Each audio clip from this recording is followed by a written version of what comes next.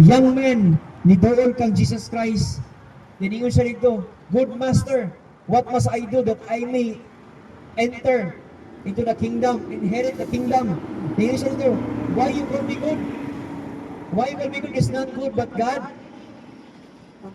you know the commandments, keep the commandments." Diningon siya dito, "Which, asa ni? Asa man na to?"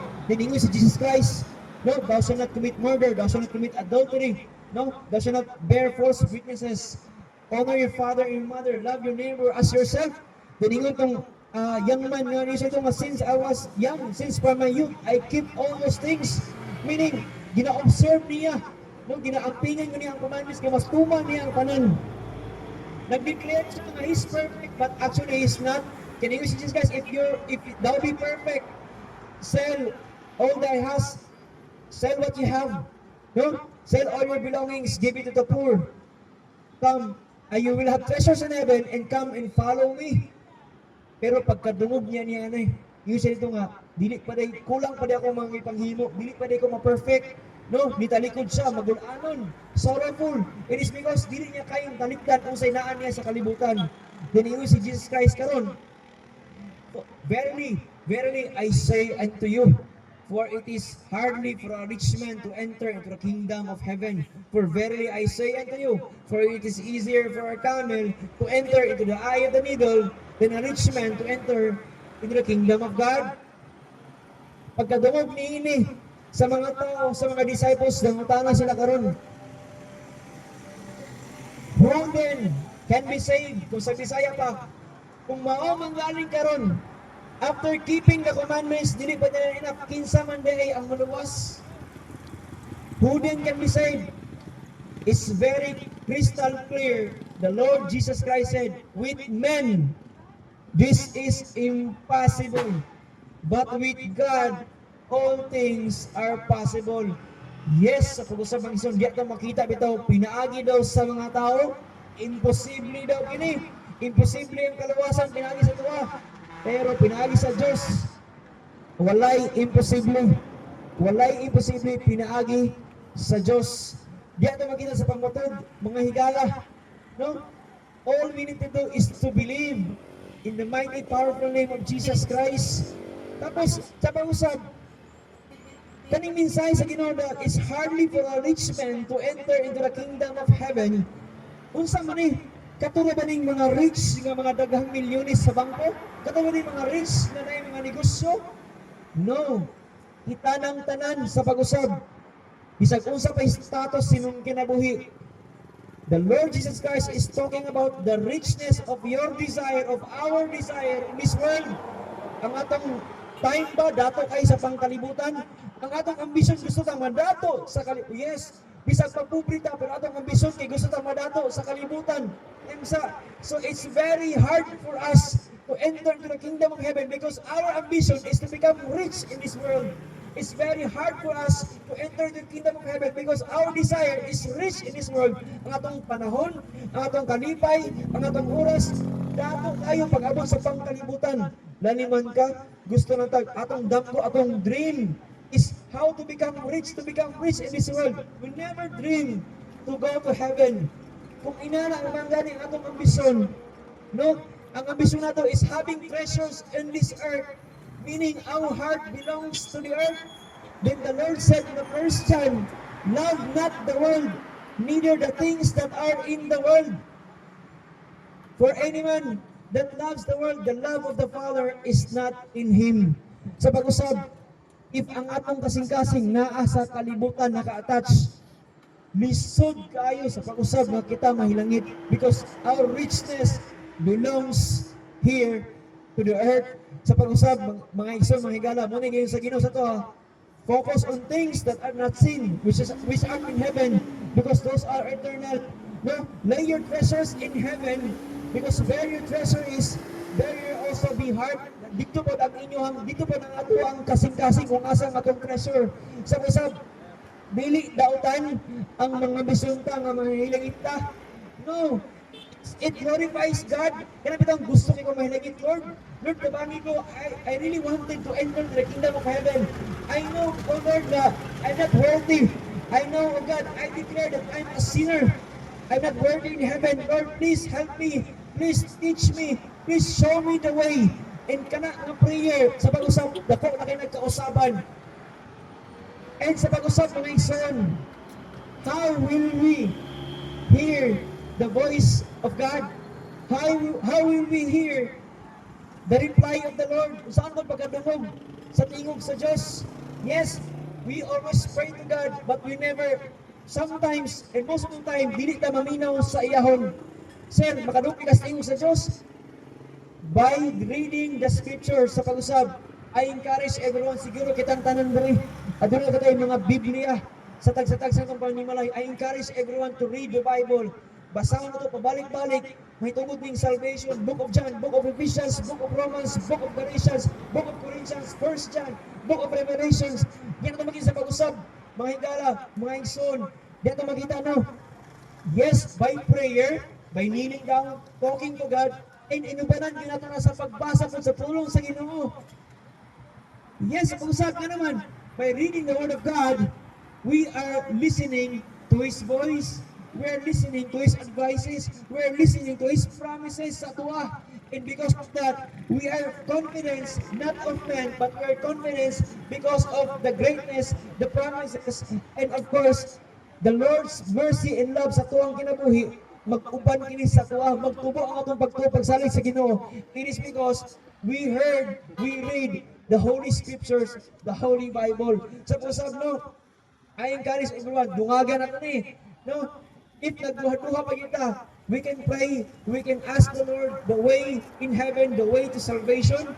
After din walin, makadung ka sa pag-ampo, sa pagdawat sa Ginoo. And of course, spend time in the Lord. No, dili lang bitaw nga puro nga tapang kalibutan. Kung kani magaling cellphone ako maluwat na magaling i-charge pa yun, gamitan pa yun. How much more reading the scripture kapag usab? The message of the Lord is very crystal clear sa tuwang tanan. No, the Lord will look inside in our heart, the desire of our heart, not the desire of our flesh, the desire of our heart, no, the desire of our soul. Unsa gid atong gustong mahitabo sa tuwang kaulingon? Unsa gid atong ambisyon nato? Are we aiming temporal things or are we aiming eternal things, eternal promises of the Lord, which is the crown of righteousness, the crown of glory, the crown of life, everlasting life, mansions in heaven, kingdom of heaven? Mo kini mga saad sa Ginoo sa tuwa. And ang Ginoo wala na say pagkulang sa tuwa. Kita ang may kulang sa Ginoo sa pag-usab mga higala. No, but then again, before mag-end ang misay sa Ginoo, always remember 2 Peter chapter 3 verse 9, Revelation chapter 3 verse 20. Dili po sa Ginoo nga dunay isa bisan kinsa nga malaglag ngadto sa impyerno. No, dili na po niya apan ang gusto niya ang tanan mapadulong sa paghinulsol, ang tanan makasunod sa gingharian sa langit, makadawat no sa kinabuhi nga walay katapusan. Ang Ginoo nagtindog, nagtuktok sa tag-sa ng kinabuhi. Behold, ingon si Jesus Christ, Revelation 3:20, I stand in the door and knock. If any man will open the door, I will come into him, dine with him, is supping him, he with me. Sa pag-usab, ang Ginoo nagimay sa tuwa, kung adunay kalag, tao nga malaglag sa impyerno, it is His choice, it is His decision. Because the Lord did everything. He used all His power, He used all His warning. He even sent His only begotten Son, Jesus Christ, to the world, ninaog din sa kalibutan, to die for us, to sacrifice Himself. No, He faced all the punishment, faced all the shame. Siya mismo ang nagpakamatay in behalf sa tuwang kaugalingon. He did everything. But kung adunay kalag na makasunod sa langit, it is the perfect will of God. Sa pag-usap, salamat kay sa panahon, sa pagpaminaw sa mubo kay pulong sa Ginoo sa tuwa, labi ng pulong may tuwid sa kaluwasan. Kung God be the glory, mag-ampo kita. Among langitnon, dalaygon magaw ng mahan Ginoong Diyos. Salamat kay Lord sa pag-usap sa higayon Ginoo, kami makatindog, makabarog, makawali Ginoo. Sa pagwali kay Lord, may tuwid ang pulong sa kaluwasan. Salamat kay Lord sa pag-usap sa mga tao nga gihatag og panahon higayon nga maminaw sa imong pulong. Kami nagaampo Lord hikapa ang mga kasing-kasing Ginoo sa mga tao nakaduong sa imong pulong. Humuka ay nagkasing-kasing Ginoo. Kung adunay mga daotang spiritual gid Lord nga padayong nagahumong sa kanila nga nagadisturbo, nagadistract sa ilahon karong Ginoo, ipalayo ni Lord. Gapusa kani tambong kani sa linaw nga kalayo sa impierno. Sa usab Ginoong Dios, kami nagaampo Lord. Nga unta mga tawo karon pagagamiton gini mo Ginoo. Dawaton ko nila Lord. I-embrace kanila. Dawaton mo lang ilang Ginoo o ilang personal mga luwas. Sa Ginoong Diyos, kaning kalibutan na wala kami mihimo magbuhat wala ikaw. We need you each and every moment of our life. We surrender everything unto you. The glory, the kingdom, the power, all belongs to you, Almighty Father. All of this we ask and pray in the mighty, powerful name of Jesus Christ, the Lord God and Savior. Amen. Salamat. Amen. Salamat sa tubuhi nga Diyos. Salamat sa mensahe. Ang mga kaigsunan, salamat sa inyong pagpaminaw tungod kay pulong sa Ginoo nagkanayon nga ang pagtuo nagagumikan sa pagpaminaw, pinaagi sa pagpaminaw sa pulong sa Diyos. Mga daghang salamat mga igsoon o atong nasayran nga dunay gyoy good news, no? Naliwala nga dunay bad news, dunay good news nga ipaabot din nga dunay kaluwasan, no? Sa tao, sa dihang ang kuno niya nga siya makasasala o dawaton niya si Kristo na iyang personal nga manuluwas.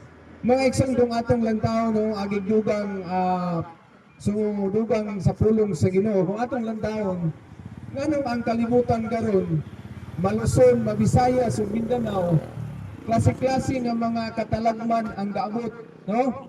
Aw ato ng pamalandungan mga iksyon muna sa gitawag nga mga wake up call sa toa, no? Kay pamatata sa Ginoo tungod kay nangingon siya nga ang tanan nakasala nakamsan sa himaya sa Dios.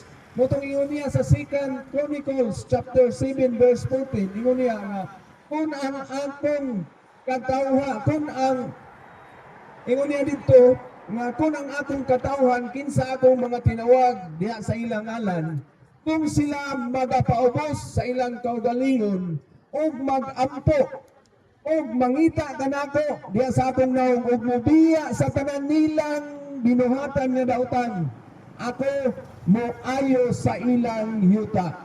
Unsay mo pasabot sa ginawa ni mga igsoon? Tungod kay nakita sa Dios ang tao walay pagpaubos sa ilang kaugalingon. Puro tagarbuso ang mga tao. Makadungog sa pulong sa Ginoo, madismaya dayon, moingon din nga gi-judge. Pero mga igsoon kung ang pulong sa Ginoo mo judge sa ato mga igsoon, unsa na ni atong mga maayong buhat mga igsoon. Tinuod ang Ginoo gugma. Pero ang Ginoo gadumot sa gahimo ug dautan mga igsoon.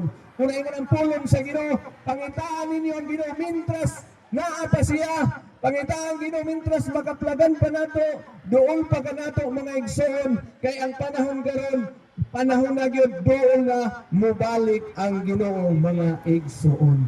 Muna mga igsoon, ang Ginoo gi-example niya ang lugar sa Ninive diin ang iyang prophet si Prophet Jonah mga igsoon kay ang gisend sa Ninive ug ato nang i-apply sa kalibutan karon nga ang kalibutan mahulog og gibutan kang Ninive. Nakita sa Dios nga grabe pagkadautan kini nga kini nga syudad, no? Ug mo ka na karon ang kalibutan grabe na kadautan, pakighilawas diri lalaki babayi sugal diri kurakot diri tanan gihimo sa katawan. Muna ang Ginoo mga igsoon gusto niya nga kita munang galinog gabagyo gabaha gasunog ganuman iya tang gitawag. Mga igsoon, ang gipangita sa Ginoo magpaubos ta di sa iyang gamhanan ngalan. Gusto sa Ginoo nga ang atong daigon, gusto sa Ginoo nga si atong daigon makiistorya ta pinagis pagampo. Gusto sa Ginoo nga biyaan nato atong mga sala mga igsoon. Ingana ta pagigugma sa Ginoo. Ug makita nato mga igsoon nga nakita sa Dios nga nagrepent ang taga Ninive. Kung sa atong gyapon karon mga igsoon ang gipangita sa Ginoo, repentance sa atong mga kinabuhi. Amen. Gusto sa Dios nga di ta mga imperno. Apan ang tao mo'y gusto maimperno. Kung sahay dunay tao mo katawa, duna day kaluwasan sa tao mintras buhi pa nga nang naapa man ka. Kini mga tao nga mga pilosofo, kini mga tao nga dahil sa kaalam tawhanon, dunay lang inon. Pero mga igsoon moingon sila, unsa man ang Bible tao ra man nagsulat ana. Unsa man ipasulat sa Ginoo ang mga hayop No, kung atong lantaon, tao ang sulat pero ginuhigan sa balaang espiritu mga igsoon. Unsa ka tinuod ang pulong sa Ginoo mga igsoon. Moingon sila, kung maluwas ang tao, anong naa pa makas kalimutan? Pero sa Bible mga igsoon, nag-hisgot si Apostle Paul nga nag-ingon siya, alang kaninyo, ingon niya, ang pagwali kuno sa krus, usa, ang pagwali sa krus ngadto kanila nga nangalaglag, binuang. Kinsa nag-ingon? Katong walay mga Ginoos kinabuhi ingon lang binuang na. Pero ingon ni Paul, alang kanamo nga nangaluwas, unsa ato makita diha mga igsoon? Dunay luwas nga buhi pa diha sa Bible. So mo ang gi-offer sa Ginoo sa ato karon, mintras naa pa tas kalibutan, doon na natay kasiguruhan sa kaluwasan sa atong kalag mga igsoon. Dili ako, dili sa kinsa nag-ingon pero ang pulong sa Ginoo tungod kay ingon niya kaniya sa mensahe, dili gubot nga adunay malaglag sa impierno.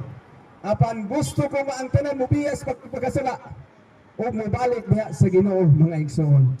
Kimani mga igsoon, kitang tanan makasasala o ang bayad sa atong sala kamatayon. Tinuod dili kahadlukan ang kamatayon. Apan angay natong pangandaman. Higala igsoon basin ang imong panahon unya, basin ang atong panahon unya, o basin ang atong panahon ugma, atong siguroon mga igsoon kay nagingon ang pulong sa Ginoo. Kini ang adlaw nga sa kaluwasan o adlaw sa pagdawat. Higala igsoon na amang ka sa multicab karon, na amang ka sa bao karon, na amang ka sa sikad sa motor, sa sakyanan naglingkod karon. Pamalandong ini gihigugma kapag ayo sa Dios. Nagpakamatay ang iyang bugtong anak dito sa Cruz Calvario para nako, para nimo. Pangayog pa sa imo sa Ginoo. Biyaya ang mga butang nga wala kapahimaya sa Ginoo. Dawata siya nga siya ray bugtong pamaagi makaluwas sa imong kalag. Ingon sa pulong sa Ginoo, wala ilain ngalan gihatag sa silong sa langit nga makaluwas sa tao. Sa kalag sa tao. Ngalan ng Diyos ni Ginoo sa Kristo mga igsoon, dili imong reliyon, dili akong reliyon, dili ang akong pagkabaptis, dili ang imong pagka-iglesia, dili ang imong pagkasaksi, dili ang imong pagka-victory, pagka-born-again, kung dili kang Kristo lamang mga igsoon, kaingon niya, I am the way, the truth, and the life. Kinsa ang nahatag ang kinabuhi? Si Kristo. Dili ang atong maing buhat, dili ang atong mga reliyon mga igsoon. So mga igsoon, daga na kayo higayon nga ang Ginoo nagwali kanato diri sa kadalanan. Unta agyong igsoon, abli ang imong kasing-kasing. Mintras higayon pa, may higayon pa. Unta di kita mahusama atong usa ka adunahan nga tao. Nga diri sa kalibutan, wala nagkulang ang Dios ang kinabuhi. Grabing wali sa mga mawali gigamit sa Ginoo. Pero nagpakagarboso siya, nagpakadato siya. Iyang i-desire ang mga butang nga makapalipay siya sa kalibutan, dili siya sama atong usa ka pobre nga pagkamatay didto sa gingarian sa Dios.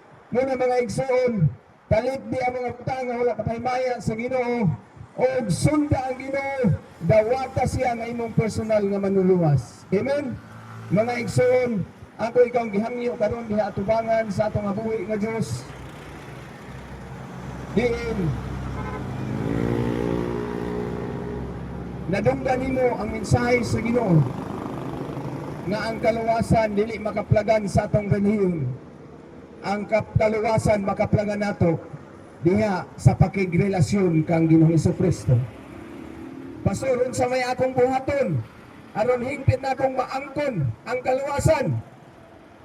Ingon ang pulong sa Ginoo, maingon sa kadaghan sa midawat kaniya ngadto kanila siya mahimong anak sa Diyos. Mga igsoon, dawata si Kristo karon. Tuhui. Himuan nga pag-ampo mga igsoon. Tawga siya ni ini pinaagi si mong mga pag-ampo. Higala igsoon, nagtuktok ang Ginoo karon. Himuan nga prayer. Asa man ka nagtindog karon diri sa sentro sa Kisulon. Lito kani, ipataas ang imong kamot. Higala igsoon, asa man ka karon. Kung kaya nimo ipataas ang imong kamot, ipataas. Dawata siya mga igsoon. Himuan nga pag-ampo, ilitok ni sa baba. Ginoong Hesus, giangkon ko nga ako sa kadako nga makasasala. Ug angayan itambog sa linaw nga kalayo sa impierno. Mangayo ko Ginoo pagsayloan sa akong mga sala. Salamat Ginoo sa imong pulong. nga naghisgot, nga nagwali sa kasiguruhan sa kaluwasan sa akong kalag. Dawaton ka na ko, Ginoo. Saligan ka na ko ang punon. Ingon nga akong Ginoo o personal naman luluwas. Ang dami ko, Ginoo. Luyos sa akong kamatayon. Ang dami ko umuna sa langit. In Jesus' name, Amen. So mga igsoon, salamat sa higayon sa inyong pagpaminaw sa pulong Tingko.